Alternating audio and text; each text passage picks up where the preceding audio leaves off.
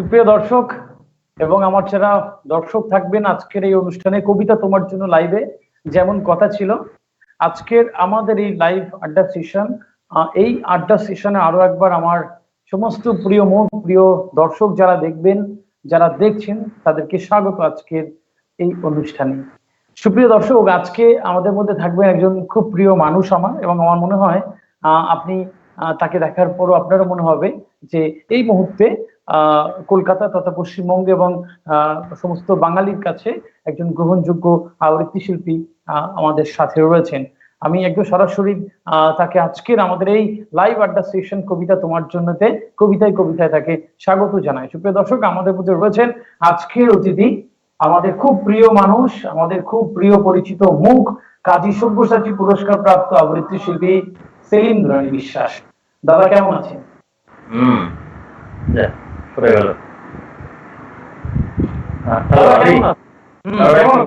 ছবিটা সরে গেল। ঠিক আছে, ঠিক আছে, ঠিক আছে। হ্যাঁ, ভালো আছি।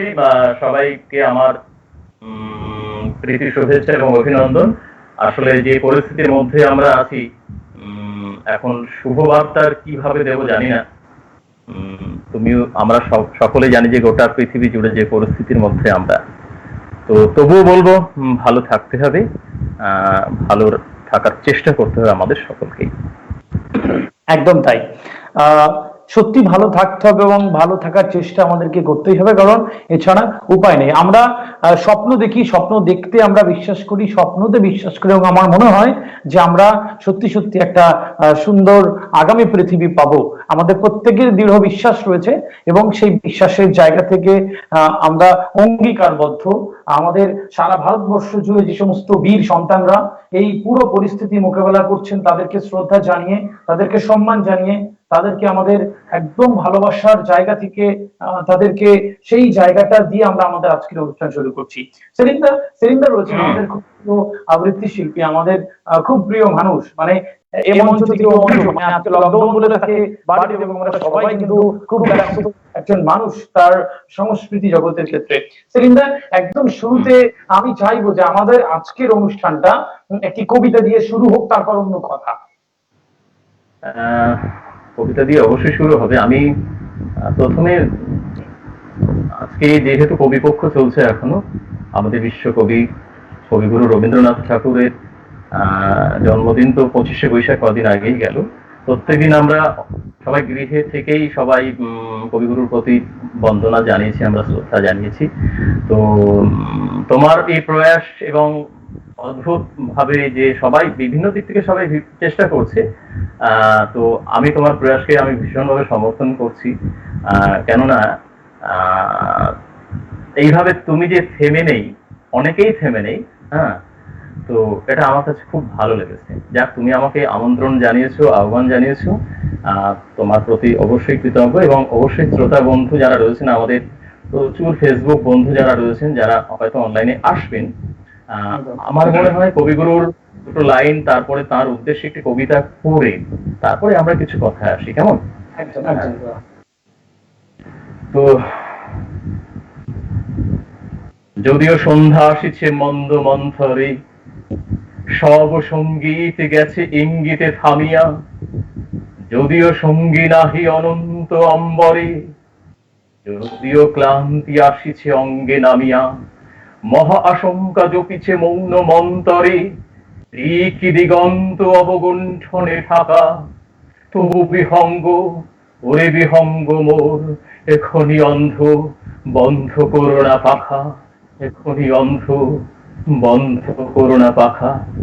আসলে আদি কবিগুরুর এই কবিতা লাইন দিয়ে বলি যে গোটা বিশ্ব জুড়ে আমাদের সেই জীবনের পাখাগুলো যেন আস্তে আস্তে বন্ধ হয়ে যাচ্ছে। তো সেটা কি বলবো, এইরকম একটা কাল মানে দেখতে হবে, ক্রান্তিকাল, আমরা ভাবতেই পারিনি। তো কি বলবো, আমাদের মানুষ তো আমরা বেঁচে তো থাকতেই হবে সবাইকে। একদম দাদা, তোমার কথার রেস ধরে বলি, কবিগুরুর কবিতা দিয়ে তুমি শুরু করলে এবং এই গুরুদেবের কবিতা, তুমি তো জানোই, কবিগুরু আমাদের আদরে আবদারে যত্নে, আমাদের বসন্তে হেমন্তে শীতে, আমাদের রাতের ঘুম না আসা রাতে, ভোরের বেলা বিকেল বেলা হলদে সন্ধে বেলায় আমাদেরকে ঘিরে রয়েছেন উনি। এবং সেই সত্যের ল সহজে, সেই সহজ ভাবে যদি জীবনটাকে আমরা নিতে পারি, আমাদের জীবন কিন্তু আরেকটু সুন্দর হবে কবিতার মতন করে। প্রিয় দাদা সেলিম দাকে আমরা একটু কৃতজ্ঞ জানাই আমাদের ডাকে সাড়া দেওয়ার জন্য এবং আজকের এই অনুষ্ঠানে হাজির থাকবার জন্য।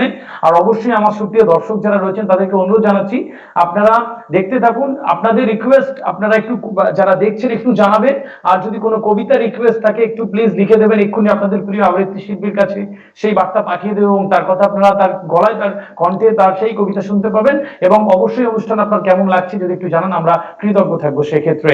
সুপ্রিয় দর্শক, আপনাদের আমাদের একদম কমেন্টস বক্স খালি রয়েছে, আপনারা একে একে একটু লিখে পাঠাতে পারেন, তার কাছে কোনো প্রশ্ন থাকলে আপনি সেগুলো করতে পারেন, আমাদের ভালো লাগবে। সেলিম দা, যে কথা এবার আসি, একদম শুরুতে মানে অনুষ্ঠানের শুরুতে একটা সুন্দর কবিতা আমাদের যেভাবে শুরু হয়েছে বেশ ভালোই লাগছে এবং আমার মনে হয় আগামী সরাসরি কবিতাতে চলে যাচ্ছি আমি। বিশ্বকবি রবীন্দ্রনাথকে নিয়ে একটি কবিতা রচনা করেছিলেন আমাদের ওপার বাংলার কবি, প্রখ্যাত কবি হারুন আল রশিদ। এই কবিতাটা আমার খুব প্রিয় এবং ভীষণ ভালো লাগে। আসলে আজকে যে বাংলা ভাষায় আমরা কথা বলছি, এই বাংলা ভাষাটা বেঁচে রয়েছে তাদের জন্য যারা ঢাকার রাজপথ মানে রক্তে রঞ্জিত করেছিলেন, যারা শহীদ হয়েছিলেন বাংলা ভাষার জন্য, সেই জব্বার, বরকত, সালাম, রফিকুল। আজকে সেই ভাষা আন্দোলনের প্রেক্ষাপটেই কিন্তু কবিতাটি রচিত, কিন্তু অবশ্যই রবীন্দ্রনাথকে নিয়ে। অসাধারণ একটি কবিতা। আমি আজকের এই কবিপক্ষে কবিগুরু রবীন্দ্রনাথকে স্মরণ করছি। সেই হারুন আল রশিদের কবিতা, তোমার মুক্তির পাশে একটি মিছিল এসে ফিরে গেল রবীন্দ্রনাথ। রবীন্দ্রনাথ তুমি শোনো, আমরা চলেছি আজ রক্তের মিছিলে। রবীন্দ্রনাথ তুমি শোনো, আমরা চলেছি আজ রক্তের মিছিলে। মেঘনার ধূসর ছায়ায় আজ রক্তের প্লাবন। আজ তোমার জন্মদিনে এ খবর তোমায় দিতে চাইনি, তোমার শিলাই দহ মুছে গেছে বোমার আঘাতে। দক্ষিণের বড় ঘরের পাশে জাফরি কাটা লম্বা জানালা দিয়ে সেদিনও দেখা যেত রাঙা রোদে মাছরাঙার ডানা। দেখা যেত আধ ফোঁটা জ্যোৎস্নায় জোনাকির ছিচি পথে হিজলের ঘন অন্ধকার। মুছে গেছে ইতিহাস ভাঙা কুটিরে, শুধু সাদা ধুলো বুকে নিয়ে এখানে ওখানে পড়ে আছে অশ্বত্থ পাতা, আর আছে আম নিম জারুলের তপ্ত দীর্ঘশ্বাস। তোমার কীর্তিনাশা পদ্মা আজ বৈশাখের ঝড়ে উদ্দাম উত্তাল। জানি না এ কাদা জলে কবে স্থির হবে এ তোমার বাংলা, তোমার সোনার বাংলার ছবি। এখন কারো ঘুম নেই চোখে, এখন এখানে প্রতিদিন নতুন দধিচি, অস্থি ভেঙে অস্ত্র গড়ে বুকের পাঁজরে। এখন আর মৃত্যু নেই কোথাও, কেননা বাঁচবার অধিকার কাটতে মৃত্যুকে ভুলেছি সবাই। আছে শুধু মাংস লোলুপ ব্যাধের জন্য উদ্ধত হাতিয়ার। কিন্তু আজ শান্ত বিকেলে এ তোমায় কি শোনালাম? ধূসর পাণ্ডুলিপি না না, তোমার শিলাই দহ মোছেনি কবি। চোখ বুঝলেই দেখতে পাই মস্ত জব্বায় ঢাকা তোমার দেহ, ঘুরে বেড়াচ্ছে বাড়ির আনাচে কানাচে ঘরে। তোমার ধুলো ঢাকা ভাঙা ডেস্কের কাছ ঘেঁষে। এখান থেকেই দেখেছিলে একদিন শিলাই দহের সেই জোনাক জলা সন্ধ্যা। কেবল অসীম আকাশ আর সঙ্গীহীন পৃথিবী, আর তারই মাঝখান দিয়ে সোনার চেলি পরা একটি বধূ একলা চলেছে। আর বারবার ভেবেছিলে তার বর যদি কোথাও নেই, তবে কে তাকে এমন সোনার বিবাহ বেশে সাজিয়ে দিলে? কোন অন্তহীন পশ্চিমের দিকে তার প্রতিগৃহ? রবীন্দ্রনাথ তুমি শোনো, শিলাই দহের সেই সন্ধ্যা আজ চলে গেছে অন্য রক্তিম পথে। সেই পথে তোমার নিখিলে এসে নন্দিনী গোরা, আর আমরাও চলেছি আজ রক্তের মিছিলে। রবীন্দ্রনাথ তুমি শোনো, তোমার এই মুখ চেয়ে বুকের রক্ত ঢেলেছিল জব্বর, বরকত, সালাম, রফিকুল। তোমার এই মুখ চেয়ে 21শে ফেব্রুয়ারি আগুনে রক্তে সাহসে সংহাতে সংকল্পে প্রদীপ্ত। তোমাকে ভালোবাসি, বাধায় বন্ধনে, আঘাতে অপমানে, দারিদ্রে দুর্যোগে।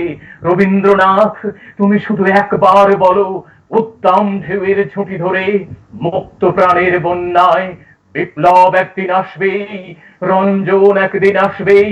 রবীন্দ্রনাথ, তুমি শোনো, আমরা চলেছি আজ রক্তের মিছিলে, আমরা চলেছি আজ রক্তের মিছিলে।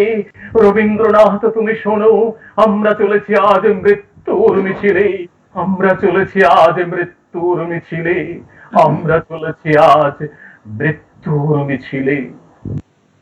বা অসাধারণ দাদা, মানে কিচ্ছু বলার নেই, শুধু অনুভব করবার। তোমার দরাজ গলায় যে সাবলীল উচ্চারণ, সেই উচ্চারণে বহুবার মোহিত হয়েছি, এবং নানান মঞ্চের সামনে সমস্ত দর্শকরা প্রতিবার এরকম ভাবে মোহিত হয়ে তোমার কবিতা শোনে।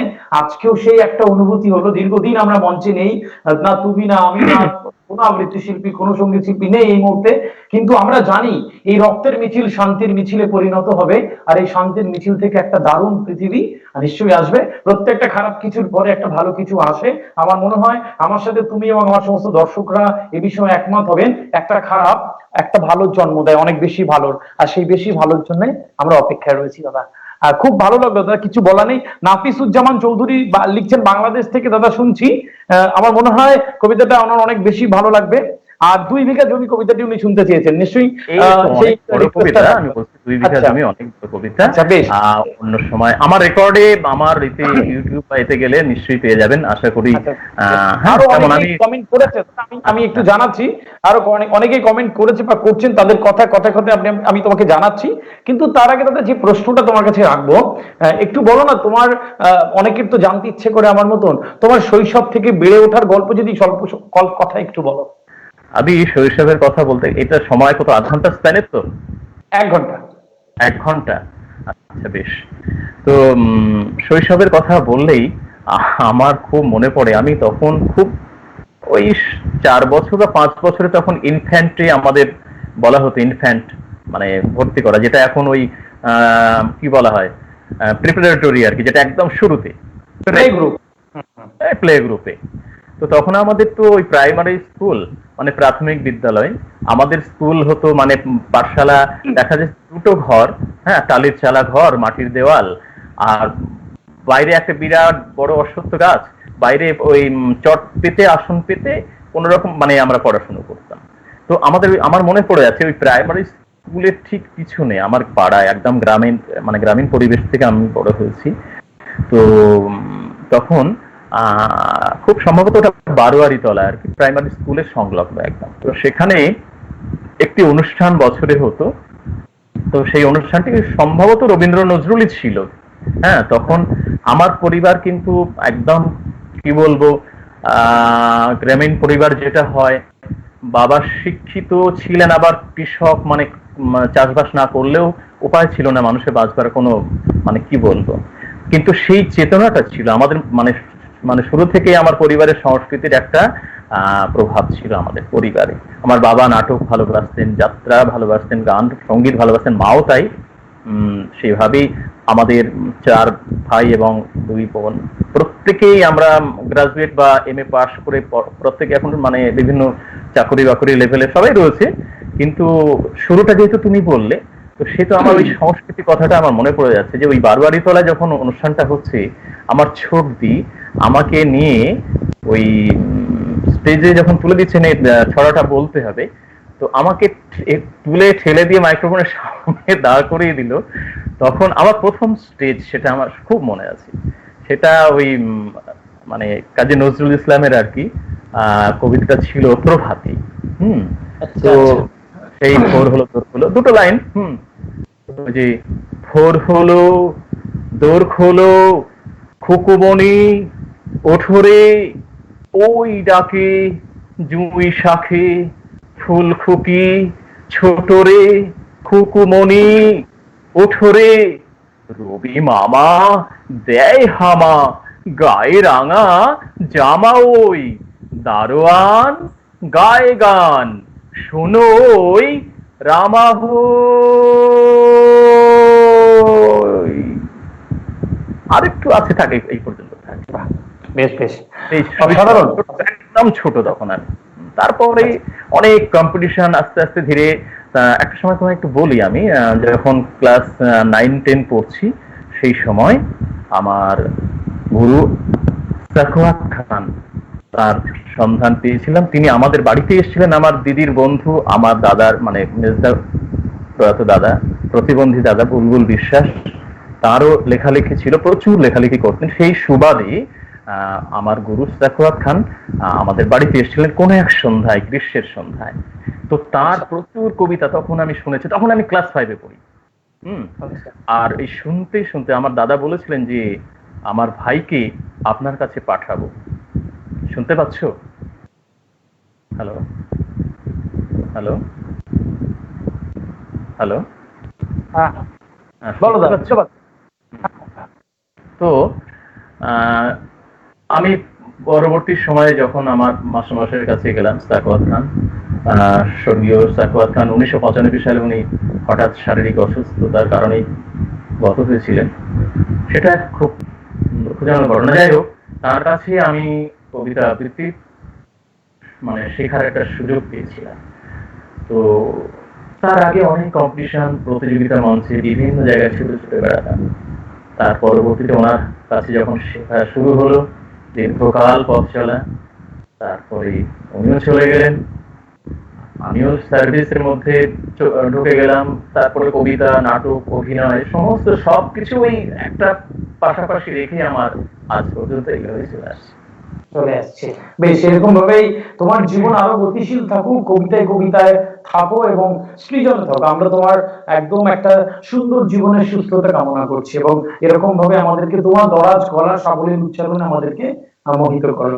হ্যাঁ দাদা, একটা কবিতা শুনি, তারপর বাকি কথায় আসি। তুমি তুমি তুমি ওই ওই কবিতাটা তোমার খুব ভালো লাগে, তোমাকে আগে ওই কবিতাটা শোনায়। কোনটা বলো? ওই যে তুমি তো আবদার করতে মাঝে মাঝে। হ্যাঁ, বুঝতে পেরেছি হয়ে যায় দাদা। আচ্ছা, কবিতাটা কবি আল মাহমুদের রচনা। একদম। কবিতা তো কৈশোরের স্মৃতি, সে তো ভেসে ওঠা ম্লান আমার মায়ের মুখ, আব্বার ফিরে আসা সাইকেলের ঘন্টার ধ্বনি, রাবেয়া রাবেয়া, আমার মায়ের নামে খুলে যাওয়া দক্ষিণের সাজানো কপাট।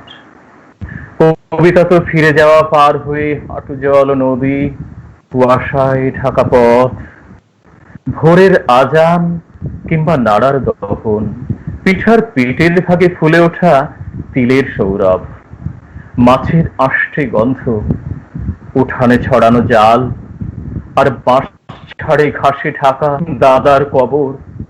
কবিতা তো 46-এ বেড়ে ওঠা অসুখী কিশোর, স্কুল পালানোর সভা, স্বাধীনতা মিছিল নিশান, চতুর্দিকে হতবাক আর দাঙ্গার আগুনে নিঃস্ব হয়ে ফিরে আসা অগ্রজের কাতর বর্ণনা। কবিতা তো চরের পাখি, কোড়ানো হাসির ডিম, ম্লান মুখ বউটির, দড়ি ছেঁড়া হারানো বাছুর, গোপন চিঠির প্যাডে নীল খামে সাজানো অক্ষর। কবিতা তো মক্তবের মেয়ে, চুল খোলা আয়েশা আক্তার, চুল খোলা আয়েশা আক্তার। একদম একটা কেমন ছবির মতন হয়ে যায় কবিতাটা শুনলে। কবি আল মাহমুদের লেখা, একটা অসাধারণ সৃজন, সাথে তোমার গলায় এটা আরো একটা অন্য রূপ পায় এবং একটা ছবির মতন ব্যাপার আসে কবিতা শুনবার পরে। অনেক সুন্দর দাদা, খুব ভালো লাগলো। অনেকেই দেখছেন দাদা, সে কথা কথায় কথায় তোমাকে জানাবো, আমার দর্শকদের জানাবো যারা লিখছেন। কিন্তু তার আগে দাদা, যেই প্রশ্ন তোমার কাছে এখন রাখবো, এই যে একটা লকডাউন চলছে এখনো, বেশ কিছুদিন হয়তো আমরা এর মধ্যে থাকবো, মানে একজন শিল্পী হিসাবে ঘরের মধ্যে বন্দি তুমি, কিভাবে এই সময়টাকে কাজে লাগাচ্ছ? নতুন কিছু ভাবছো, কিছু করছো নাকি? একটা বলতে তুমি খুব ভালো লেখো, তোমার লেখা আমার ভীষণ ভালো লাগে, তুমি অসাধারণ লেখো, ছোট্ট ছোট্ট ছোট্ট ছোট্ট করে এত সুন্দর সুন্দর সব কবিতা তোমার রয়েছে। আমি অনেক আগে, আমি ছোটবেলা থেকে আমারও লেখা অভ্যাস ছিল, হুম। লিখতামও। হয়তো বা সবগুলো এক জায়গায় করলে বেশ কতগুলো বই হয়ে যেতে পারে, কবিতার বই, কিন্তু আচ্ছা। সেগুলো গুছিয়ে ঠিক সেইভাবে এখনো করিনি। একটা পাণ্ডুলিপি করা রয়েছে, একটা প্রকাশনা থেকে তারা বলেছেন যে করবেন। যাই হোক, আমার গতিটা তো একটু মানে সবসময় আবৃত্তি, অভিনয়, সিরিয়াল, বাংলা সিরিয়াল তুমি দেখেছো এর আগে অনেকগুলো, একদম মানে একদম। বাংলা ধারাবাহিকে আমি কাজ করেছি, ভালো ভালো কাজ হুম। করেছি, স্টার জলসা বা জি বাংলাতেও। তো এইগুলোর মধ্য দিয়ে কেটে যাচ্ছিল সময়গুলো বেশ। আচ্ছা তার মধ্যে সপ্তাহে 5 দিন অফিস, আর এই লকডাউনে আমি বেশ কিছু কবিতা লিখে ফেলেছি আর কি। আচ্ছা সেগুলো খুব যন্ত্রণা থেকে আর কি, মারাত্মক আচ্ছা। যন্ত্রণা থেকে। আচ্ছা, বেশ কিছু কবিতা আমরা ফেসবুকে পড়েছি তোমার ফেসবুকের পাতায়, এবং যেগুলো তার পরতে পরতে যন্ত্রণার গাথা রয়েছে, এবং সত্যি সত্যি মানুষ মানুষ হিসাবে এই মানবিক কষ্টগুলো কিন্তু থাকবে আমাদের। তোমার এরকম একটি আমি ফেসবুকের পাতায় এই অবশ্যই, বর্তমান আমি সময় তোমার লেখা একটি কবিতা। আমি যেটা বলি, আমার খুব একটা জিনিস মনে হচ্ছে, জানি না আমার দর্শক বন্ধু যারা রয়েছেন, আমরা তো মানুষ। আমাদের প্রথম পরিচয় হচ্ছে আমরা সবাই মানুষ। এই গোটা পৃথিবীর যত মানুষ রয়েছেন, তাদের আকৃতিগত ভাবে কেউ ফর্সা, কেউ একটু কালো, কেউ একটু দাড়ি রাখেন, কেউ রাখেন না, কেউ মাথায় টুপি পরেন, কেউ পরেন না, কিন্তু আমাদের অবয়ব সবার কিন্তু এক। দুটো নাক, একটা নাক, দুটো চোখ, এই দুটো কান, এই সব মিলিয়ে কিন্তু আমরা মানুষ। আর আজকে এই মহামারীর কবলে পড়ে আমরা এইটুকু বুঝতে পারলাম যে এই পৃথিবীর বুকে যেসব মানুষগুলো শুধু মন্দির মসজিদ নিয়ে যে হানাহানি করত, জাতপাত নিয়ে হানাহানি করত, তারা বা আমরা সকলে একটা, বুঝতে পারছি, ছোট্ট ভাইরাসের কাছে আমরা সবাই হেরে গেছি। একটা ভাইরাস এসে বুঝিয়ে দিতে পারলো যে কেউ বড় নই আমরা, ধনী নয়, নির্ধন নয়, আমরা সকলেই সমান। হ্যাঁ, অবশ্যই একটা মানুষের নির্দিষ্ট একটা আদর্শ থাকে, চলার পথে মানুষ একটা আশ্রয় করে, ঈশ্বরের কাছে একটা আশ্রয় থাকে, যে আমার সর্বশেষ আশ্রয় হচ্ছেন ঈশ্বর, আল্লাহ, ভগবান, গড, যাই বলো না কেন, সর্বশক্তিমান ঈশ্বরের কাছে শেষ একটা তার থাকে। আমাদের থাকুক না সেই বিশ্বাস, কোনো আপত্তি নেই, অসুবিধা নেই, প্রত্যেকের কাছে ধর্মীয় বিশ্বাস থাকুক, কিন্তু অধর্মের কাজ করে নয়, অন্য ধর্মকে ঘৃণা করে নয়, অন্যের মন্দিরকে ভেঙে নয়, অন্যের মসজিদকে ভেঙে দাদা, পুষ্ট তোমার থাকা নয়। কথার রেস ধরে একটু বলি, ওই যে সবার উপরে মানুষত্ব, তার উপরে নাই। একদম সত্যি কথা দাদা। আমরা সত্যি সত্যি সবাই যদি এরকম মেনে চলতাম, পৃথিবী আরেকটু সুন্দর হতো। দাদা, একদম সরাসরি অনেক অনেক দর্শকরা রয়েছেন আমার কাছে দাদা। তোমার ওই ফেসবুকের পাতার বর্তমান সময়ের একটি লেখা শুনি আমরা। নিশ্চয়ই, আমি সেই রকম একটি কবিতা শোনাচ্ছি। আজকে এই লকডাউনে অনেক মানুষ, আমরা যারা গৃহবন্দী হয়ে রয়েছি, যারা একটু সহায় সম্বল পূর্ণ, তারা কিন্তু চাল, ডাল, তেল, নুন, দৈনন্দিন যে আমাদের যে খাবারের যে এটা থাকে, আগে থেকে একটু তুলে রাখা, বা চাইলে আমরা আনতে পারছি, হয়তো কিনতে পারছি, কিন্তু অনেক মানুষ তারা রুজিহীন, রোজগারহীন হয়ে পড়ে, তাদের খাবার দাবার নেই। তাই আমার মনে হয়, ওই যে বললাম, জাত জাত করে যারা মাথা ফাটাফাটি করেছি এতদিন, তারা আজকে বুঝবো যে জাত তখনই সত্যি যদি ক্ষুধার্ত মানুষের পাশে এসে যে খাবার বাড়াবে, সেই হবে আসল ধর্ম। আমার মনে হয় ক্ষুধার কাছে আর কোনো জাত থাকে না, তাই তো আবি? তো আমার তো ছোট্ট এরকম একটি নিবেদন আমি শোনাচ্ছি, শোনো। জাত দেয় না ভাত, জাত দেয় না ভাত, অভাবে মলিন তবু কেউ ধরে না হাত। এখন গভীর রাত, খালি পেটে উঠে জেগে, সামনে আমার পড়েই আছে শূন্য খালি পাত। ভালোবেসে দেয়নি যে কেউ দুমুঠো নুন ভাত। হায় রে আমার জাত, জাত জাত করি চেঁচিয়ে তবু কেউ থাকে না সাথ। যে জাত তোমার দুঃখে থাকে না, থাকে না তোমার সাথ, সে জাতের দূর করে দাও, মারো পিছে জোড়া লাথ, বিশ্ব জুড়ে আজ লাশের মিছিল, রাম রহিম আর পাভেলের মিল, ধনী দরিদ্র এক সারিতেই করোনায় হয়েছে কাত, তবু কেন যে চেঁচিয়ে মরিস, জাত জাত জাত, জাত জাত জাত, তবু কেন যে চেঁচিয়ে মরিস, জাত জাত জাত। একদম তাই দাদা।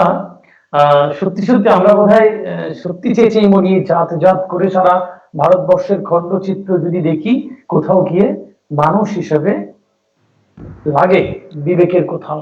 যাই হোক, একটা ভালো পৃথিবী আসবে না, একটু সেই অপেক্ষা করলাম দাদা। আমার সাথে তোমার কথা রেশ ধরেই বলি, সেটা হচ্ছে যে আমাদের এই শাশ্বত ভারতবর্ষে পৃথিবীর এমন কোন উদাহরণ নেই ভারতবর্ষের মতো, যে ভারতবর্ষে মহাবিলনের ভারতবর্ষ, বিভিন্ন ভাষাভাষীর মানুষ, বিভিন্ন মানে কি বলবো ধর্মীয় বিশ্বাসের মানুষ, আজকে এই ভারতবর্ষ একটা উদাহরণ কিন্তু সারা পৃথিবীতে। আর সেই সুন্দর শাশ্বত ভারতবর্ষকে কোন একটা অশুভ শক্তি যারা বিভিন্ন সময় মানুষকে বিচ্ছিন্ন করে দিচ্ছে, বিভেদ ছড়াচ্ছে মানুষের মধ্যে, আর আমরা বিচ্ছিন্ন হয়ে যাচ্ছি। তো আমরা চাই না সেই শাশ্বত ভারতবর্ষের রূপ হয়ে যাক। তো আমরা মনে করি যে যার ধর্ম নিয়ে থাকুন, সুন্দরভাবে থাকুন, পারিপার্শ্বিকতায় আমরা যেভাবে বিশ্বাসী, সবাই হিন্দু মুসলমান বৌদ্ধ খ্রিস্টান যত মানুষ আছে এই ভারতবর্ষে, সবাই আমরা পাশাপাশি সুন্দরভাবে যেভাবে বহু দিন ধরে বহু বছর ধরে একটা ইতিহাস হয়ে রয়েছে, সেই ইতিহাসের আমাদের যেন কোনো পরিবর্তন না হয়। তো আদি আমি তুমি জানো না, আমি ছোটবেলা থেকে গানে ভীষণ মানে ভক্ত গানের। আমি শ্রোতা বন্ধুদের আজকে কবিতা তো শোনাবো, দুটো একটা গানও শোনাবো, এটা আমি আগে থেকে একটু জানিয়ে দিই, আমাদের সাথে যারা রয়েছেন, যারা লিখছেন তাদের কথা একটু জানাই। আমাদের সাথে অনেকেই রয়েছেন। আহন খান লিখছেন ছে হাই, হ্যালো। তুলি আলম বাংলাদেশ থেকে দেখছেন, সুন্দর লেখেন। শুভকামনা এবং শুভেচ্ছা, আপনাকে অনেক শুভকামনা, সঙ্গে থাকবেন। শ্রীমন্তী দাশগুপ্ত দিদি রয়েছেন, দিদি দেখছেন, শুভেচ্ছা, খুব সুন্দর হচ্ছে অনুষ্ঠান, অনেক ধন্যবাদ এবং কৃতজ্ঞতা দিদি, ভালো থাকবেন। প্রসেনজিৎ রাহা দাদা রয়েছেন, এই মুহূর্তে বাংলার অন্যতম সঞ্চালক এবং দারুণ অনুষ্ঠান তিনি পরিচালনা করেন, রয়েছেন প্রসেনজিৎ দাদা, শুভেচ্ছা দিলাম। শম্পা মন্ডল বসু রয়েছে, আমার প্রিয় একটি কবিতা, তোমার আয়েশা আক্তার, তার খুব প্রিয় একটি কবিতা আমার মনে হয়, এবং তিনি সাথে থাকবেন এবং রয়েছেন। মিজানুর রহমান সাংবাদিক, বাংলাদেশ থেকে উনি দেখছেন, লিখছেন যে হ্যালো দাদা, অনেক ধন্যবাদ দাদা আমাদের সাথে থাকবার জন্য। মোহাম্মদ তরিকুল ইসলাম লিখছেন থ্যাঙ্কস। ইকবাল হোসেন লিখেছেন, দেখছেন। শাহিনা হক নীলা দিদি রয়েছে, দিদি লিখছেন খুব ভালো লাগছে আপনাদের দেখে, অনুষ্ঠান চলুক, অনেক ধন্যবাদ। আদি দিদি শাহিনা হক নীলা কিন্তু আমি যতদূর শুনেছি উনি বিদেশে গেছিলেন, ওনার হাজবেন্ড রয়েছেন কুয়েতে, হ্যাঁ দুবাইতে। তো সেখানে তিনি গিয়ে ওখানে আটকে পড়েছেন এই লকডাউনে। মাঝে মাঝে ওনার সঙ্গে কথাও হয়েছে, উনি আমার একদম পড়শি, আমরা পাশাপাশি থেকে, মানে দিদির দেশ থেকে অনেক শুভেচ্ছা, সেখানে ভালো থাকবার আর কি। দাদা তোমাকে একটু কথায় কথায় জানিয়ে রাখি, জয়দীপ দাদা জয়েন করেছেন আমাদের, জয়দীপ চট্টোপাধ্যায় কবি, আমাদের একদিন অনুষ্ঠানে ছিলেন, আজকে ওনার কবিতা আমরা জয়দীপ আমার খুব মানে আমার দুই প্রিয়জনকে অনেক শুভেচ্ছা ও অভিনন্দন, অনেক ধন্যবাদ দাদা, একটু সাথে থাকবেন। আপনারা যদি কবিতার অনুরোধ করতে চান, যদি কোনো প্রশ্ন থাকে, আমাদের আজকের অতিথি আবৃত্তি শিল্পী, খুব প্রিয় আবৃত্তি শিল্পী সেলিম দুরানি বিশ্বাসের কাছে আপনারা জানাবেন আপনাদের অনুরোধ। দাদা তোমার কাছে এবার যে প্রশ্নটি রাখবো, এই যে আবৃত্তি শিল্পী জীবনে তুমি অনেক কিছু অর্জন করেছো, অনেক পুরস্কার পেয়েছো, তার মধ্যে অন্যতম হচ্ছে তোমার কাজী সব্যসাচী পুরস্কার পাওয়া, কবিতার কাছে একটি মাইল ফলক, এটা তোমার কাছে এবং আমাদের কাছেও। যদি পুরস্কার পাওয়া কথা আমাদের দর্শকদের জানাও। আসলে মানুষ যে কাজটাকে ভালোবাসে, যে কাজ নিয়ে চলতে ভালোবাসে, সেই কাজের চলতে একটা দীর্ঘ সাধনা থাকে। একটা সময় এসে যদি তার কোনোভাবে কিছু একটা স্বীকৃতি পাওয়া যায়, তাহলে নিঃসন্দেহে সেটা প্রত্যেকেরই কাছে ভীষণ ভাবে একটা আনন্দের এবং অবশ্যই মানে কি বলবো খুবই ভালো লাগার। তো আমি তো বললাম তোমার সেই ছোট্টবেলা থেকে হাঁটি পাপা করে যখন হাঁটতে শিখেছি, তখন থেকে কবিতার এই রাজ্যেই মানে বিরাজ করি। তো একটা সময় আমি তোমাদের সব দর্শক বন্ধুদের উদ্দেশ্যেই বলছি, সেটা হচ্ছে যখন আমার কবিতার গুরু, আবৃত্তির গুরু সাকওয়াত খান, তার কাছে শিখতে আসি। শেখা চলছে, মানে কি বলবো, অসম্ভব প্রচুর ছেলে মেয়ে তার, মানে বনগা থেকে বেহালা সপ্তাহে 7 দিনই তার আবৃত্তির ক্লাস চলতো। আর আমি 1991 সালে যখন আমি 21 বছর বয়সে মানে চাকুরিতে ঢুকেছি রেলওয়ে সার্ভিসে, মেট্রো রেলওয়েতে, তখনও মানে কি বলবো, আমার একদিকে চাকরি আর একদিকে আবৃত্তির মানে সাধনা, কবিতার সাধনা। তো সেই মানুষটির পাশাপাশি থেকে মানে আমি একটা জিনিস খুব শিখেছিলাম, যে নিষ্ঠা, অগাধ নিষ্ঠা যদি কোনো কিছুর প্রতি না থাকে, তাহলে কিন্তু কখনোই কোনো সাফল্য অর্জন করা যায় না। এটা যে কোনো ক্ষেত্রে। তাই বলবো, আমি সেই সাফল্যের বিরাট কিছু আমি বলবো না, আমি চেষ্টা করেছিলাম এটার মধ্যে থাকার, আবৃত্তির মধ্যে, শিল্প সংস্কৃতির মধ্যে থাকার জন্য। তো ওই মাস্টারমশাইয়ের হাত ধরে একসময় আমরা চুরুলিয়া যেতাম দলবদ্ধভাবে অনুষ্ঠান করতে, প্রায় 20-25 জনকে নিয়ে। ওই মানে মে মাসের মানে নজরুল জন্ম জয়ন্তী উপলক্ষে প্রচুর গরম, হ্যাঁ, আমরা একটা হল ঘরের মধ্যে এই মেঝের মধ্যে কার্পেট করে দেওয়া, সে তার মধ্যে শুয়ে থেকেছি। হ্যাঁ, রাত্রে অনুষ্ঠান করছি, প্রায় 2-2-2:30টার সময় আমাদের অনুষ্ঠান। সেই তুমিও জানো, চুরুলিয়ার মঞ্চ তুমিও দেখেছো। তো সামনে হাজার হাজার শ্রোতা, যত রাত হবে তত শ্রোতা বেড়ে যায় চুরুলিয়াতে। তো সেই দেখতে দেখতে দেখতে দেখতে আমার চুরুলিয়া যাওয়া কত সাল আর মনে নেই, অনেক বছর আগের কথা। তো প্রত্যেক বছরে আমরা এরকম যেতাম। আর তারপরে আমার দুঃখজনক ঘটনা ঘটলো যে আমার মাস্টারমশাই চলে গেলেন। তারপর আমাদের সাধনা কিন্তু থেমে ছিল না। অনেক আমার মানে সহ মানে যোদ্ধা যারা আবৃত্তির, তার কাছে যারা শিখেছিলেন, তারাও আজকে অনেকেই প্রতিষ্ঠিত। হ্যাঁ, কদার কাছে শিখে, আবৃত্তি শিখে অনেকেই প্রতিষ্ঠিত আজকে। তো যাই হোক, তো 2018 সালে আমি একটি ফোন পাই, ওই মে মাসের মানে গোড়ার দিকে। কাজী রেজাউল করিম আমাকে ফোন করেছিলেন যে আমি কাজী রেজাউল করিম বলছি, তুমি কি সেলিম দুরানি বলছো? আমি বললাম, আরে আমি তো মানে অবাক হয়ে গেছি। আমি বললাম যে আপনাকে কি বলবো, আপনি ফোন করছেন, আমি ভাবতেই পারছি না। তো বলছে এবছরে চুরুলিয়া নজরুল একাডেমি তোমাকে বাচিক শিল্পের জন্য কাজী সব্যসাচী পুরস্কার, অ্যাওয়ার্ড আর কি ঘোষণা করা হয়েছে, বা মানে মনোনীত করা হয়েছে, তুমি সেটা গ্রহণ করবে। আমি বললাম, আমি তো অবাক হয়ে যাচ্ছি এবং আকাশ থেকে পড়েছি যে এটা কি সত্যি আমার প্রাপ্তি ছিল। তখন আমি এরকম একটা অ্যাচিভমেন্ট নিশ্চয়ই অনেক ভালো লাগা নিয়ে আসে। সেই আমি জিজ্ঞেস করেছিলাম যে কিভাবে সিদ্ধান্ত গ্রহণ হলো আপনাদের। বলছে আমাদের একটি কমিটি আছে, প্রত্যেকের মাঝে এরকম আলোচনা হয়ে অনেকগুলো নাম আসে, সেই নামের মধ্যে তখন একটি নাম সিলেক্ট করা হয়। তো তুমি দীর্ঘকাল এই চর্চার মধ্যে রয়েছে, তোমার অনেক কিছু আমরা খবর পাই, এবং এই নিরলস সাধনার মধ্য দিয়ে তোমার স্বীকৃতি অবশ্যই প্রাপ্য। তখন আমি খুশি হলাম, সেই একটা ভালো সময় এবং চুরুলিয়াতে যাওয়া, তোমার পুরস্কার পাওয়া, এবং আমি খুব সৌভাগ্যবান যে সেটা সচক্ষে আমিও সেই সময় চুরুলিয়াতে ছিলাম, চুরুলিয়ার মঞ্চে পারফর্ম করার সুযোগ হয়েছিল এবং তোমার পুরস্কার হাতে।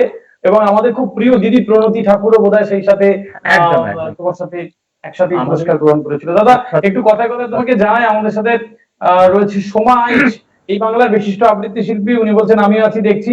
জয়দেব শাহ বাংলাদেশ থেকে, জয়দেব সাহা রয়েছে বাংলাদেশ থেকে। উনি বলছেন যে সেলিমটাকে চিনতে কষ্ট হচ্ছে, নিউ লুক ভালো লাগছে। বেশ, একদম এরকমভাবেই থাকুক দাদা। অনেকক্ষণ কথা হলো, পুরস্কার যাদেরকে শুভেচ্ছা জানাচ্ছি, সবাইকে আমার শুভেচ্ছা। যাদের আসলে এই লকডাউনে কিন্তু যারা ক্ষৌরকার, তারাও আজকে কর্মহীন হয়ে পড়েছে। আসলে কি করব, এই লোকটা রাখতে তো সবাই বাধ্য হচ্ছে অনেকেই, আর এখন অফিসও ছুটি, যেতে হচ্ছে না। তো ভাবলাম থাকুক, এই আর কি। বেশ বেশ। হ্যাঁ। দাদা সুরজিৎ ঘোষ দেখছে, খুব সুন্দর কথা আপনার। বেশ, সুরজিৎ সাথে থাকো, এবং আমার মনে হয় আরো যারা রয়েছেন আপনাদের কথা, আপনাদের বার্তা লিখে পাঠাতে পারেন। আমরা আমাদের প্রিয় আবৃত্তি শিল্পীর কাছে পাঠাবো এবং আপনার কথা আজকে জানাবো। সেলিম ভাই, অনেকক্ষণ কথা হলো, আমি পরবর্তী প্রশ্নে যাওয়ার আগে তোমার থেকে একটা কবিতা শুনতে চাই। কি শোনাবে এখন? তুমি জানো যে কাজী নজরুল ইসলামের ওই যে সেই 2018-তে তুমি পুরুলিয়ার যে মঞ্চে তুমি ছিলে, সেই মঞ্চে কাজী নজরুলের তো আর কয়েকদিন বাদে জন্মদিবস আসছে, মে মাসে। তো আমি কাজী নজরুলের একটি কবিতা শোনাই তাহলে, যে কবিতাটা আজকের জন্য প্রযোজ্য। শুনতে পাচ্ছ? হ্যাঁ, শোনাও কবিতাটা দাদা। এটা বহুশ্রুত আর কি, কিন্তু আমার মানে কি বলবো, আমি সবসময় সমতার গান গেয়ে গেছি, সব মানে সেটাই চেষ্টা করি। আমার কাছে সবসময় মানুষ সবাই সমান। তো কাজী নজরুলের একটি কবিতা, সাম্যবাদী। গাহি সাম্যের গান, যেখানে আসিয়া এক হয়ে গেছে সব বাধা ব্যবধান, যেখানে মিশেছে হিন্দু বৌদ্ধ মুসলিম খ্রিস্টান। গাহি সাম্যের গান। কে তুমি? পার্সি, জৈন, ইহুদি, সাঁওতাল, ভিল, গারু, কনফুসিয়াস, চারবাক চেলা, বলে যাও, বলো আরো। বন্ধু, যা খুশি হও, পিঠে পিঠে কাঁধে মগজে যা খুশি, পুঁথিও কেতাব বও। কোরআন, পুরাণ, বেদ, বেদান্ত, বাইবেল, ত্রিপিটক, জিন্দাবিস্তা গ্রন্থ সাহেব, পড়ে যাও যত শখ। কিন্তু কেন এ পণ্ড শ্রম, মগজে হানিছ শুন? দোকানে কেন এ দর কষাকষি, পথে ফুটে তাজা ফুল?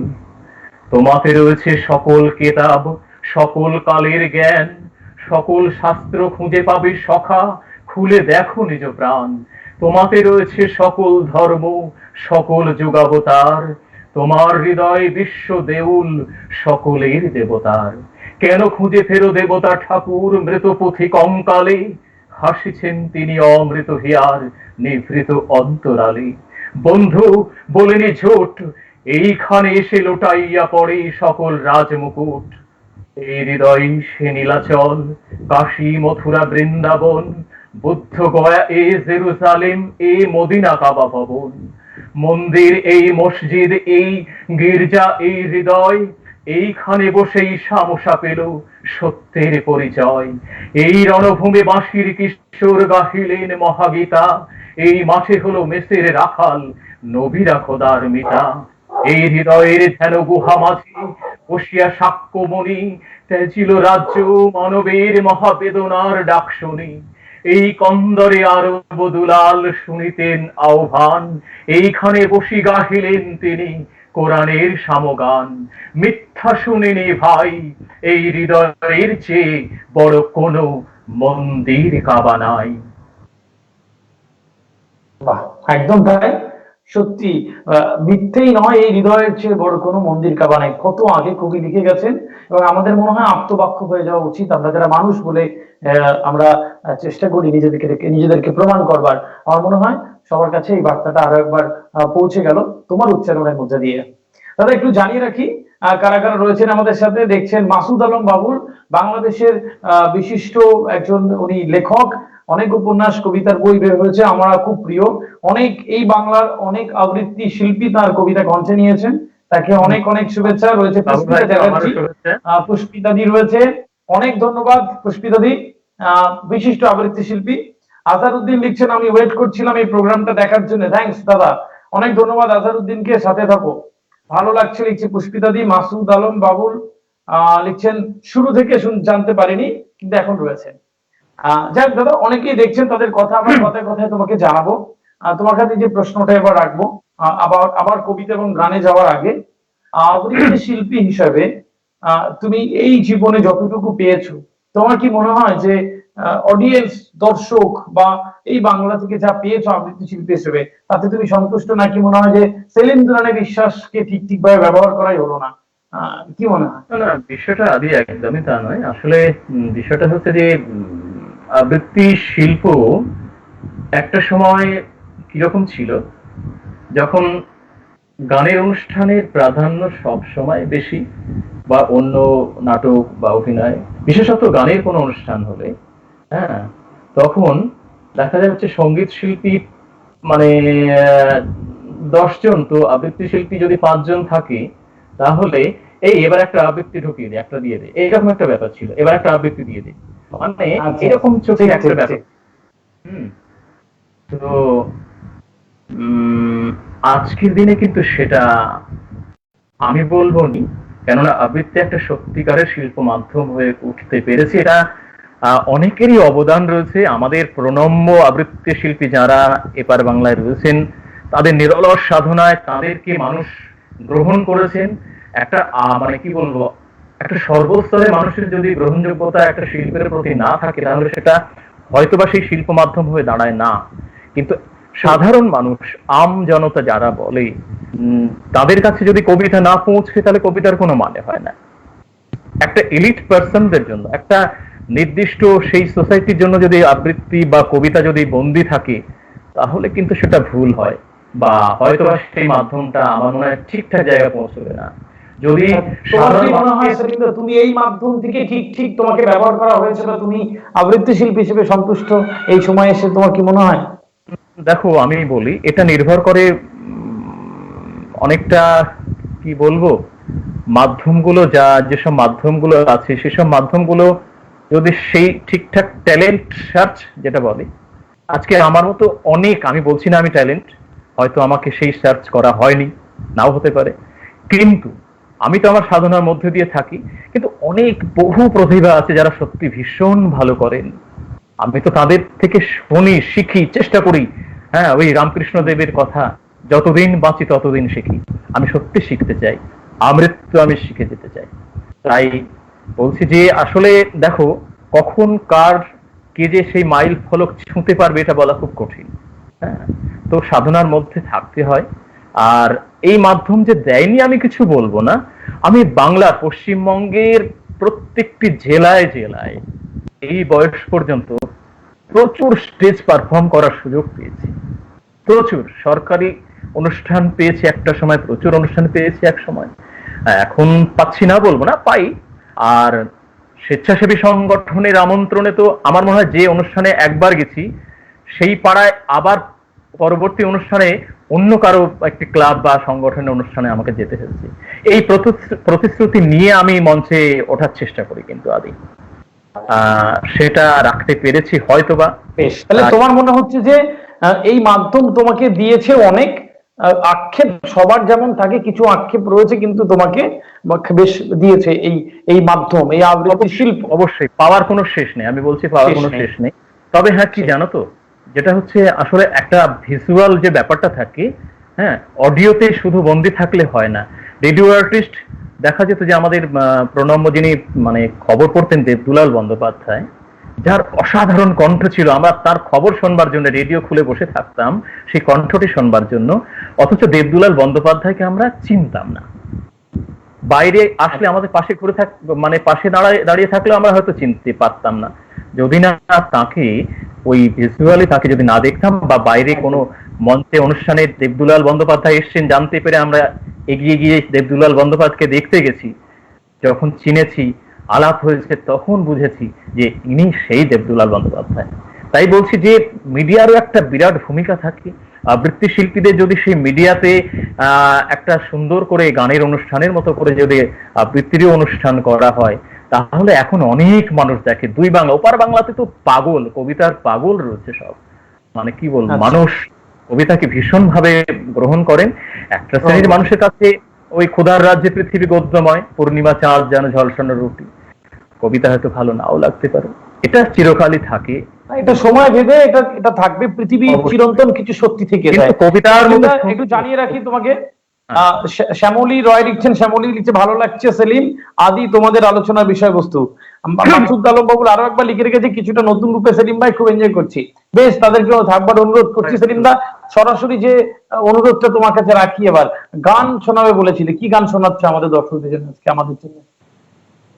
প্রথমে আমি যে গানটা শোনাবো তোমাকে বলছিলাম, শাশ্বত ভারতবর্ষের, এই গানটার আগে প্রথমে ছোট্ট কবিতা বলে আমি গানের মধ্যেই চলে যাব, কেমন আদি? বেশ বেশ বেশ, শুনি। দর্শক, আপনাদের বলি, ওপার বাংলার কবি শামসুর রহমানের ছোট্ট একটি কবিতা। এই যে আমি সবসময় চিরকাল ওই কেন জানি না সমতার গান গেয়ে গেছি, সমতার কবিতা করেছি, সাম্যের কবিতা করেছি, মানুষের জন্য কবিতা করেছি। আমার কাছে সব সময়ের জন্য ওই সমতার কথাই বেশি আমি শোনাই। তো শামসুর রহমানের ছোট্ট কবিতাটাই চলে যায় দাদা, একদম। চলে যাবে। বহু পথ হেঁটে ওরা পাঁচজন গোধূলিতে এসে বসে প্রবীণ বৃক্ষের নিচে ক্লান্তি মুছে নিতে। গাছের একটি পাখি শোধায় ওদের, বলতো তোমরা কারা? প্রশ্ন শুনে পান্থজন ঝুঁকে পড়ে নিজের বোধের কাছে, বলে একজন, হিন্দুত্বের প্রতি আজন্ম আমার টান। দ্বিতীয় জনের কণ্ঠ বাঁশির মতন বাজে, আমি বৌদ্ধ হীনযান। এবং তৃতীয় জন কহে, আমি এক নিষ্ঠাবান বিনীত খ্রিস্টান। চতুর্থ পথিকে করে উচ্চারণ, আমার ঈমান করেছি অর্পণ আমি খোদার আরশে, আমি তো মুসলমান। পঞ্চম পথিক খুব কৌতূহল বসে উড়িয়ে পতঙ্গ এক বলে শীতস্বরে, আমি মানব সন্তান।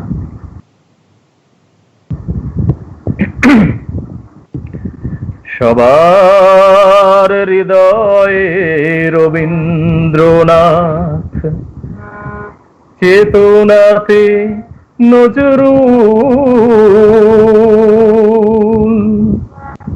যতই আসুক বিঘ্ন বিপদ, হাওয়া হোক প্রতিকূল,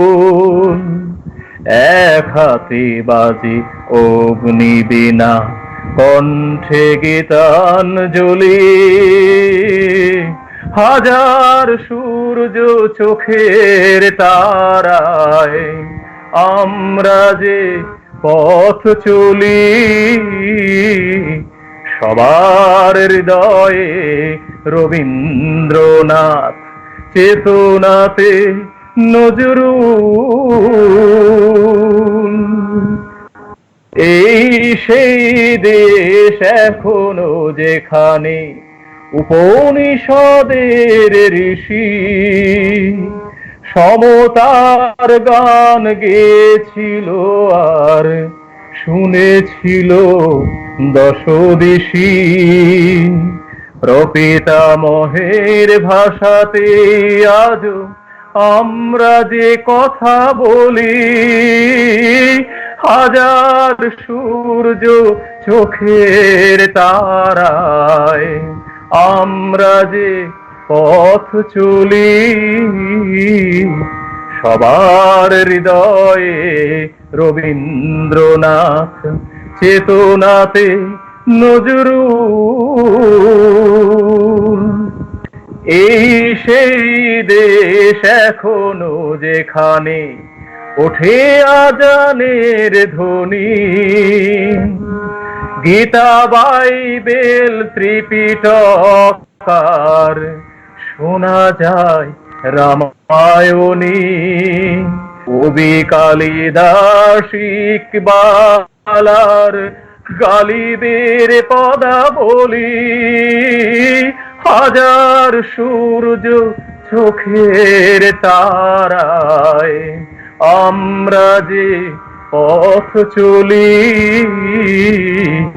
সবার হৃদয়ে রবীন্দ্রনাথ, চেতনাতে নজরুল।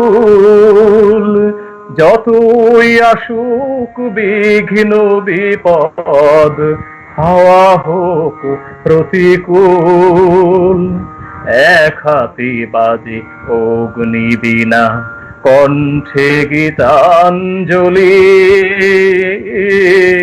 হাজার সূর্য চোখের তারায় আমরা যে পথ চলি, সবার হৃদয়ে রবীন্দ্রনাথ, চেতনাতে নজরু।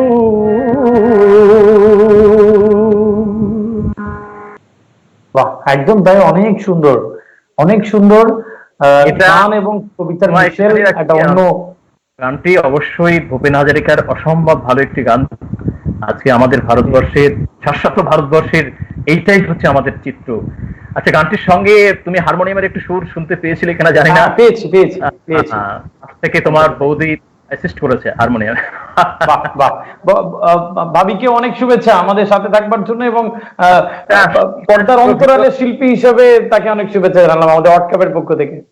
আর তিতাস পুরো ভিডিওগ্রাফিটা মানে পুরো ক্যামেরাটা ধরে রেখেছে আর কি, সেইভাবে ঠিকঠাক চালিয়ে আচ্ছা, যাচ্ছে। বেশ, অনেক অনেক শুভেচ্ছা তাকেও। রাফিয়া সুলতানা মনি লিখছে যে অনেক সুন্দর একটি অনুষ্ঠান এবং খুব আনন্দ করছি, সেলিম দাকে অনেক সুন্দর লাগছে, এবং অনেক অনেক শুভেচ্ছা। আর এই মনি, মনি কেমন আছো মনি? মনিকে অনেক অনেক অনেক শুভেচ্ছা। মনিকে অনেকদিন দেখতে পাচ্ছি না, দেখতে পেলে খুব ভালো লাগবে। আর কি বলবো মনির, আমি তোমাকে একদিন বলেওছিলাম মনির ভীষণ ভালো নাচ করে। ওর নাচ দেখেছি আমরা সবাই, আমি তো মুগ্ধ।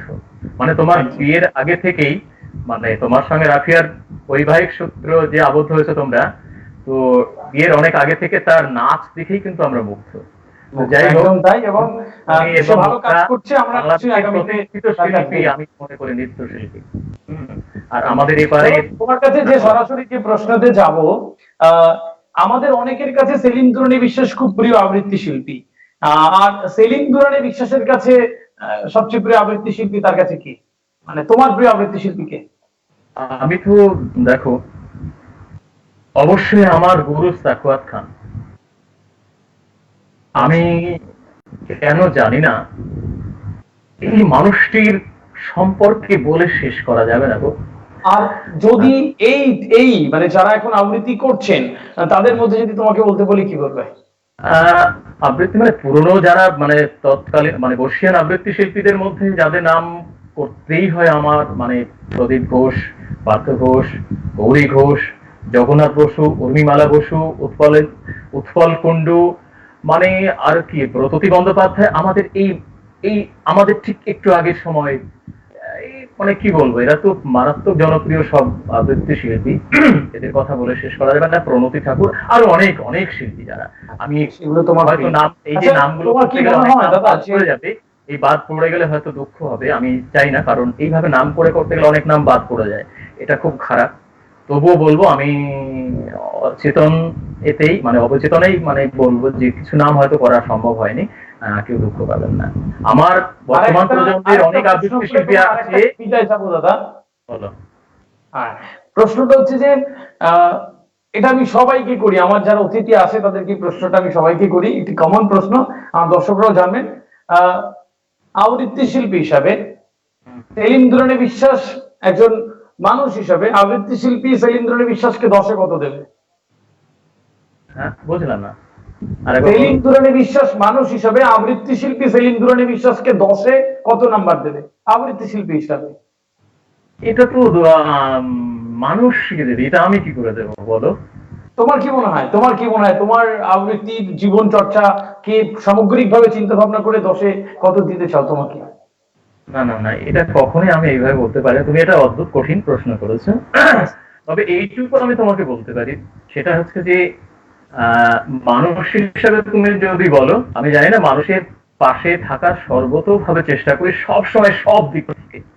আমি শুধুমাত্র কবিতা, ওই বললাম পাঞ্জাবি শোভিত হয়ে কবিতার মঞ্চে দাঁড়িয়ে, নাটকের মঞ্চে গিয়ে অভিনয় করলাম, মানে মঞ্চে দাঁড়িয়ে আমি মানে চাওয়ালার দুঃখের করুণ কাহিনী শোনালাম, আর নিচে এসে চা একটু গায়ে পড়েছে পাঞ্জাবিতে, মানে অনুষ্ঠান মঞ্চ থেকে নামার পর আমি দেখেছি, এটা আমার বাস্তবে দেখেছি আমি অনেককে। একটা ছোট্ট শিশু, মানে বাচ্চা, দেখা যাচ্ছে 10-12 বছরের ছেলে, সে ট্রে করে চা নিয়ে এসছে, মানে শিল্পীদের চা দেওয়ার জন্য, মানে সংস্থা থেকে বলা হয়েছে তুমি এসে চাটা দিয়ে যাবে। শিল্পী মঞ্চে প্রচুর মানে দুঃখের কবিতা, দুঃখের কথা বলে মঞ্চের বাইরে নেমেছেন, চেয়ারে বসলেন, আমরা পাশাপাশি বসে আছি। ছোট্ট ছেলে সে চা নিয়ে এসছে খালি গায়ে, এসে চা নিয়ে দিচ্ছে, হট করে দিতে গিয়ে চায়ের একটুখানি পড়ে গেল তার পাঞ্জাবির মধ্যে। ইস, ভালো করে দিতে পারিস না, দেখলি তো আমার পাঞ্জাবিটা মানে 12টা বাজে গেল। একদম তোমার এই কথা মানে কি সেই মানে? পুরোপুরি তো এই শিল্পীদের একটু হচ্ছে মানবিক বিষয়। হওয়া বোধহয় আমাদের বেশি দরকার। অবশ্যই আগে আগে ওই যে আমি এটা বলবো যে আগে তো মানুষ হতে হবে আমাদের। একদম তাই, মানুষ হতে হবে। দাদা লীনা চ্যাটার্জি রয়েছেন আমাদের সাথে, লিখছেন হাই, মৃত্যুঞ্জয়টা শোনাবেন, ওনার একটি রিকোয়েস্ট রয়ে গেছে, আহ, তোমার কাছে এই অনুরোধ রেখে দিলাম। আমি দেখো, আমি এই বিষয়টা হচ্ছে কি, একটা সময় সব কবিতায় শোনানো যায়, হ্যাঁ, তো আচ্ছা আমি একটা ছোট আমাদের কাছে সময়ও বেশি নেই দাদা, একদম আমরা শেষের পর্যায়ে রয়েছি, একদম সরাসরি কবিতা তোমার আগে একটা কবিতা শুনেছি। যেতে চাই। একটা একটা কবিতা আগে শুনে নিই, একদম সাম্প্রতিক যেটা শুনে নি। আমার নিজের লেখা, তোমাকে শোনাই কেমন, তোমাদের সবকে শোনাচ্ছি। একদম। এই যে যেটা আমাদের কয়েকদিন আগে ভারতবর্ষের বুকে, এই 3-4 দিন আগে, মানে রবীন্দ্র জন্ম জয়ন্তীতে যেদিন ঘটনাটা ঘটে গেল, সেই রাতে যে রেল লাইনের উপরে, হ্যাঁ, যে পরিযায়ী শ্রমিকরা মালগাড়ির ট্রেনের নিচে পুরো ছিন্ন ভিন্ন হয়ে গেল। তো এরকম একটি কবিতা আমার লেখা রয়েছে, আমি কবিতাটা একটু দেখেই বলছি এই পাশে। শুনি। একদম একদম sure। করুণ কাহিনী, আমি আর থাকতে পারিনি, আমি এটা লিখেছি। আমাদের দেশ বড্ড, মানে কি বলবো, কিছু মানুষ তো শুধু রাজনৈতিক ফায়দা নেওয়ার চেষ্টা করে। তো আমি মনে করি আগে মানুষকে, মানে কি বলবো, মানুষের সেই মূল্যায়ন করো আগে। করা উচিত। একদম দাদা, সরাসরি কবিতাতে চলে যাই দাদা।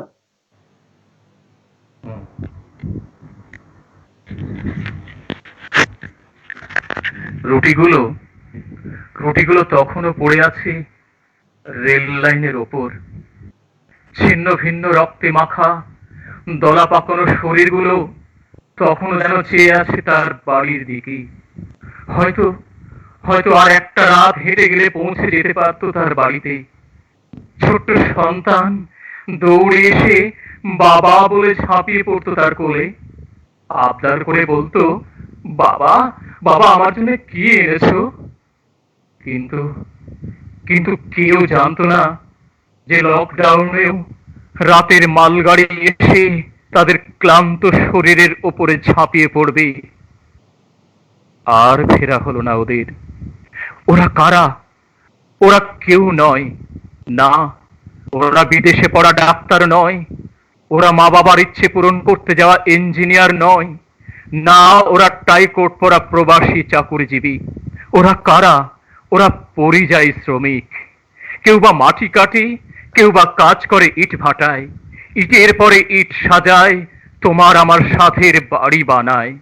কেউ বা সুতো কাটে কলে, বনে তোমার আমার রংবাহারি পোশাক। কেউ বা পাথর ভাঙে দিন রাত। ওরা ওরা স্ত্রী সন্তান কিংবা বৃদ্ধ মা বাবার মুখে দুমুঠো সুখের অন্ন তুলে দেবার জন্য ঘর ছেড়ে পাড়ি দিয়েছিল ভিন রাজ্যের ভিন গায়ে। ওরা আজ এখানে তো কাল ওখানে, ওরা পরিযায়ী, যাযাবর পাখিদের মতো ঘুরে বেড়ায়। হঠাৎ ঘোষণা, লকডাউন, ট্রেন বন্ধ, বাস বন্ধ, যাবতীয় সব কিছু বন্ধ, রাস্তাঘাট শুনশান।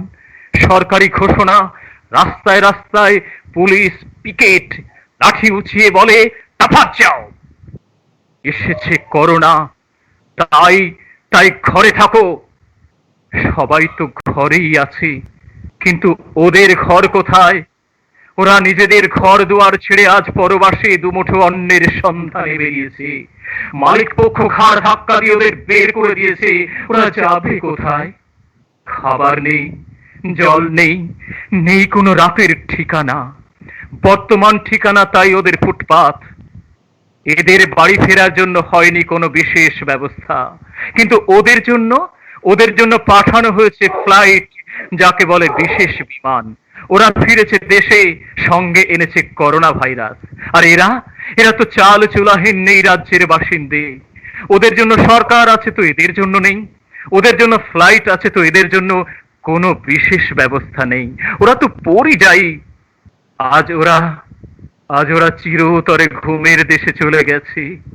সারি সারি দলা পাকানো লাশ, ওদের চোখ যেন ফেরানো রয়েছে তার স্ত্রীর দিকে, ওদের চোখ যেন ফেরানো আছে তার মমতাময়ীর মায়ের দিকে, ওদের মুখ যেন ফেরানো আছে ছোট্ট সন্তানের দিকে। সরকার নাকি ঘোষণা করেছে প্রত্যেকটি লাশের মূল্য 5 লাখ টাকা। জানি এরপরেও কত ইস্তেহার বেরোবে, কত শত ফেরেস্তে বেরোবে বুলেটিনে। তার্কিকরা কোমর বেঁধে বসে যাবে এগিয়ে রাখার চ্যানেলে, চলতে থাকবে তত কচকচানি। কিন্তু যার গেল তার গেল। কেউ কি পারবে ফিরিয়ে দিতে তার সন্তানকে তার মায়ের কাছে? কেউ কি ফিরিয়ে দিতে পারবে তার বাবাকে, দিনের পর দিন পথ চেয়ে বসে থাকা ছোট্ট সন্তান কিংবা তার স্ত্রীর কাছে? জানি লকডাউন উঠে যাবে, আবার শুরু হবে রাজনীতি। কে ছিল কার সাপোর্টার? হায় রে লজ্জা, হায় রে আমার দেশ, হায় রে দেশনায়ক। তখন বুঝি ভোটের ঝুলিতে গিয়ে পড়বে টান, বিরোধের আঙুলগুলো ধিক্কার দেবে। তাই ওদের লাশগুলোকে তুমি আজ মূল্য দিয়ে কিনে নিতে চেয়েছো, শুধু মান বাঁচানোর তাগিদে। তোমাদের লজ্জা করে না? ধিক তোমাদের, ধিক, শতধিক ঠিক তোমাদের, ঠিক, ঠিক, ঠিক। বাহ, একদম তাই। সত্যি কোথাও কোথাও গিয়ে মানুষ হিসেবে আমাদের বোধহয় লজ্জা করে না। যদি মানুষ হিসেবে লজ্জা করতো, পৃথিবীর এই আরো অনেক সুন্দর হতো, পৃথিবী আরো অনেক মানবিক হতো। আমরা এখান থেকে হট ক্যাফের এই আয়োজন থেকে প্রার্থনা করি সেই ঈশ্বরের কাছেই যে আমাদের পৃথিবী আরো মানবিক হোক, আরো সুন্দর হোক, আর এরকম ভাবেই ছিন্ন বিচ্ছিন্ন হয়ে মানুষ আর না পড়ে থাকুক, আর এক একটি মানুষ থেকে লাশ হয়ে লাশের মূল্য টাকায় বিক্রি না হোক। আমাদের অনেক অনেক প্রার্থনা থাকুক সবার তরফ থেকে এরকম। সেলিমরা, একদম শেষ পর্যায়ে রয়েছে আমরা অনুষ্ঠানে একদম শেষ করতে যাবো। তোমাকে আমি দুটো প্রশ্ন করবো, তারপর একটা কবিতায় একদম সংক্ষেপে শেষ করবো। সেলিমদার কথাগুলি সময় আমাদের সাথে রয়েছে, নিচে অনেক অভিনন্দন দুই প্রিয়জনকে। বেশ, অনেক ধন্যবাদ থাকবার জন্য। ধরো, তোমার আগামীতে আমার দর্শকরা, তোমার যারা ভক্ত, তারা কি পেতে চলেছে? আগামী পরিকল্পনা কি? লকডাউন হয়ে যাবে, তারপর কবিতা নিয়ে তোমার পরিকল্পনা কি? যদি খুব সংক্ষেপে একটু বলে দাও আমাদের দর্শকদের, তারা তোমার কবিতার সঙ্গে অপেক্ষা করে। অবশ্যই অনেক কবিতা আমার রেকর্ডেড রয়েছে। এগুলো এখন অনলাইনের জগৎ, তো এখন আর আগেকার মতো অ্যালবাম বেরোয় না। এখন ক্যাসেট গুলো সব আমাদের, মানে কি বলবো, শোকেসে সাজানোই থাকে। কিন্তু অনলাইনে সার্চ করলেই সব ইউটিউব বা বিভিন্ন সব লিঙ্ক গুলো থাকে, সেখানে কবিতাগুলো পাওয়া যাবে। আগামী দিনে আমার অনেক অনেক কিছু কবিতা রয়েছে, নজরুলের কবিতা, রবীন্দ্রনাথের কবিতা এবং অন্যান্য দুই বাংলার প্রচুর জনপ্রিয় কবির কবিতা রয়েছে। তোমার কবিতাও তার মধ্যে সিলেক্ট রয়েছে। সেই কবিতাগুলো আমার রেকর্ড, কিছু কিছু কবিতা অলরেডি রেকর্ড করেও ফেলেছি। সেগুলো মিউজিক একটু আমরা ব্যবহার করি এখনকার দিনে, এগুলো একটু চলে, মানে আবহ দিয়ে সেই কবিতাগুলো আমরা সোশ্যাল মিডিয়াতে কিছুদিন পরে পাবো। এবং অবশ্যই ভিজুয়াল সেটাও করার চেষ্টা রয়েছে, কিছু কিছু তো সেটাও পাওয়া যাবে। এটার জন্য আমার পুত্র সমন্বয় অর্থাৎ তিতাস এখন খুব ভালো মানে করছে, চেষ্টা করেও। আমরা দেখেছি তিতাসের কাজ, তোমার কবিতার সম্পাদনায় তার হাতে নৈপুণ্য আমরা দেখেছি। আপন আবু বকর ভাইয়া জয়েন করেছেন আমাদের সাথে। লিখছেন, সেলিম ভাই দাড়ি কবে রাখলেন? সেই প্রশ্ন এই লকডাউনে রেখে দিয়েছে, ভাইয়া বলে দিয়েছে। সেলিম দা, একদম সরাসরি তোমার কাছে যে প্রশ্ন যে বসেছি, এই যে দর্শকরা আমাদের সাথে রয়েছেন, যারা দেখছেন, যারা আগামীতে দেখবেন আমাদের এই লাইভ শোটি, তুমি আজকের এই লকডাউন, মৃত্যু আক্রান্ত, আরো একবার খারাপ পৃথিবী, সবাই বন্দি দশা, এইরকম জায়গা থেকে মানুষ যারা আমরা একটু হতাশা, একটু মানসিক অবসাদে রয়েছি, এই যে তুমি শিল্পী হিসেবে তাদেরকে কি বলে যাবে শেষ? আমি অবশ্যই এই কথা বলবো যে আসলে আমাদের দেশের যে ধরনের গাইডলাইন রয়েছে, সরকার থেকে যে ধরনের গাইডলাইন গুলো রয়েছে, সেগুলো অবশ্যই আগে মেনে চলা দরকার। কেননা লকডাউন পিরিয়ডে আমরা নিশ্চয়ই ঘরে থেকে বেরোবো না। খুব প্রয়োজন ছাড়া অবশ্যই সেই সাবধানতা অবলম্বন করে আমরা যেন বেরোই। না বেরোলে ভালো হয়, ঘরে থাকলেই ভালো হয়। আর যদি লকডাউন তুলে দেওয়াও হয়, তাহলেও যেহেতু গবেষক যারা বলছেন, ডাক্তাররা বলছেন, বিশেষজ্ঞরা বলছেন যে এটির দীর্ঘ একটা টানা এই ভাইরাসের প্রকোপ থাকবে, সেহেতু আমাদের খুব সন্তর্পণে চলতে হবে যাতে আমরা সবাই ভাইরাস থেকে মুক্ত থাকতে পারি। এটাই তো বলবো যে অবশ্যই এখনো ঘরেই থাকুন, সুন্দর থাকুন। সেলিম দুরানি বিশ্বাস এবং আমাদের হটক্যাপের পক্ষ থেকে অবশ্যই আপনারা সচেতন থাকবেন, সুস্থ থাকবেন এবং নিরাপদ দূরত্বে বজায় রেখে চলাফেরা করবেন, এবং আগামী সুস্থ সুন্দর একটি কামনা করে আমরা আজকে অনুষ্ঠান শেষ করবার একদম কাছে রয়েছি। আমি সেলিম দাকে বলবো, রুদ্র শঙ্কর দাদা আমেরিকা থেকে দেখছেন, উনি লিখছেন শুভেচ্ছা, অনেক ধন্যবাদ দাদা। অনেক অনেক ধন্যবাদ মাসুদ আলম বাবুল। আরও লিখছেন, চলেছে আবার দিতে শুরু করেছি। আমি সেলিমদাকে বলবো, সেলিমদা তোমার এই কবিতা দিয়ে আমাদের আজকের অনুষ্ঠানটি শেষ হবে। একটু তোমার শেষ যে নিবেদনটি রাখবে আমি সরাসরি সেই নিবেদনে চাই। পৃথিবীর বাংলাভাষীরা যারা পৃথিবী জুড়ে রয়েছে, বিভিন্ন দেশে রয়েছেন, তো প্রত্যেকেই আমার শুভেচ্ছা জানাচ্ছি। সারা পৃথিবী জুড়েই তো করোনা আক্রান্ত মানুষ আজকে, তো আপনারা সকলেই সুস্থ থাকুন। বাংলাদেশের বেশ কিছু প্রিয় মানুষগুলো রয়েছেন যারা আমার খুব প্রিয় মানুষ, ভাস্কর বন্দ্যোপাধ্যায়, তারপরে ভাই বাবুল ভাই, প্রিন্স কামালদা, হ্যাঁ, তারপরে সেলিম চৌধুরী, নার্গিস ভাবে, ওরা কানাডাতে রয়েছেন এখন, তুমি জানো। তারপরে অনেক মানে বাসার ভাই বা আরো মীর ভাই, বরকতদা, তমাল ভাই, অনেক প্রিয় মানুষ যারা রয়েছেন, প্রত্যেকেই বাংলাদেশে আমার শুভেচ্ছা রইল। বাংলাদেশও আজকে খুব আক্রান্ত, তো তারাও ভালো থাকুন, সুস্থ থাকুন। এবং শুধু বাংলাদেশ নয়, আবৃত্তি শিল্পী হিসেবে পুরো পৃথিবীর মানুষ এই শুভেচ্ছা পাক, তারা ভালো থাকুক। অবশ্যই। একদম সরাসরি আমরা শেষ করবো, তোমার কাছে আমরা শেষ কবিতায় নিবেদন চলে যাই। কোনটা শোনাবে আমাদের, কোন নিবেদনটা দিয়ে শেষ করবে? কোনটা দিয়ে শেষ করি? বেশ, চলো, এটা অভাব অনটনের কবিতা। আমার কাছে ওই যে বললাম, অভাব অনটন আর সাম্যবাদ ছাড়ার কোনো কথা হয় না, সমতা ছাড়া কথা হয় না। এই কবিতাটা হচ্ছে ওপার বাংলার কবি আবুল হাসানের লেখা, কুরুক্ষেত্রে আলাপ।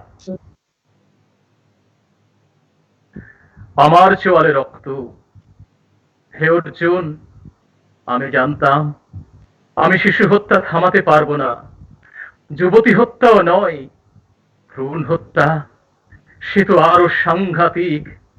আমি জানতাম হে অর্জুন, মানুষ জন্ম চায় না, মানুষ জন্ম চায় না, মানুষের মৃত্যুই আজ ধ্রুব। আমার নাভিতে রক্ত হে অর্জুন, আমি জানতাম আমি মানুষের রোষ থামাতে পারবো না, উন্মত্ততা থামাতে পারবো না, দুর্ভিক্ষ রাষ্ট্র বিপ্লব আমি থামাতে পারবো না, চালের আড়ত থেকে অভিনব চাল চুরি থামাতে পারবো না, রিলিফের কাপড়ে আমি মানুষের অধঃপতন ঢাকতে পারবো না, শেফালির সমাপ্ত গ্রীবায় লাগবে লম্পটের লালার বিষ। আমি জানতাম হে অর্জুন, অনাহারী অনেকে যুবতী হয়েও আর যুবতী হবে না, ভাই পলায়নে যাবে, বোন তার বাসনা হারাবে। আমি জানতাম হে অর্জুন, ফুল ফুটবে না, ফুল ফুটবে না, ফুল আর ফুটবে না, ফুল আর কখনো ফুটবে না। এইভাবে সব স্বরলিপি শব্দের পালকগুলি ভেঙে দেওয়া হবে, তিতির ও ঈগল গোত্রের সব শিশুদের এইভাবে ভিক্ষুক, পাগল আর উন্মাদ বানানো হবে।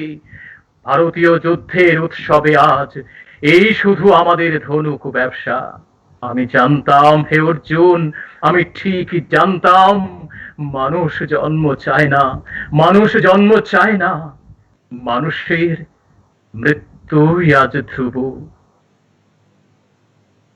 একদম সত্যি তাই, মানুষের মৃত্যুই ধ্রুব, কিন্তু আমাদের মানব জন্ম আরো অনেক ভালো হোক। সুপ্রিয় দর্শক যারা দেখলেন, অনেক শুভেচ্ছা। শামসুদ দোহা দাদা বাংলাদেশ থেকে লিখছেন যে শুনছি বাংলাদেশ থেকে, আদি ভাই দুজনকে শুভেচ্ছা অনেক। শামসুদ দোহা দাদা আমার খুব প্রিয় একজন আবৃত্তি শিল্পী, আমার মনে হয় শুধু আমার না, আপামর বাঙালির কাছে তিনি একজন প্রিয় আবৃত্তি শিল্পী। কৃষ্ণা মুখার্জি লিখেছেন অসাধারণ বাস্তববাদী কবিতা, অনেক ভালো লাগলো। সুপ্রিয় দর্শক, ওই যে বাংলাদেশের অনেক মানুষ ছিলেন আজকে দেখলাম, একদম জাহান কবিতা যদি এক ফলি চাঁদ, কবিতা যদি এক ফলি চাঁদ, ভাবো ভালোবাসার সুখ, আমার শহর জনস্রোতেও ঠিক খুঁজবে তোমার মুখ। একদম তাই, ভালোবাসার চাঁদ হোক। আদি আরেকটা ছোট্ট করে শোনাও প্লিজ। একদম সময় আমাদের হাতে নেই। কবিতা ভালোবাসার চাঁদ হয়ে, ভালোবাসার সুখ হয়ে আপনার মুখকে খুঁজে এনে, ঠিক এরকম একটি পর্বে আপনাকে নিয়ে আবার লাইভে আসবো, সেই শুভেচ্ছা রয়েছে।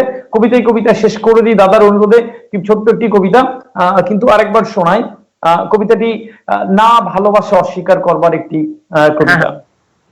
যেমন তুমি চেয়েছিলে সন্ধে তারা হতে, যেমন তুমি চেয়েছিলে সন্ধে তারা হতে, মোমের আলো হাতে নিয়ে ছিলাম অপেক্ষাতে, সে তুমি এখন নেই, সে আলো হারিয়েছে খেই, ভালোবাসা এ তো বিনি সুতোর মালা, স্বীকার করলে আছে, অস্বীকার করলে নেই।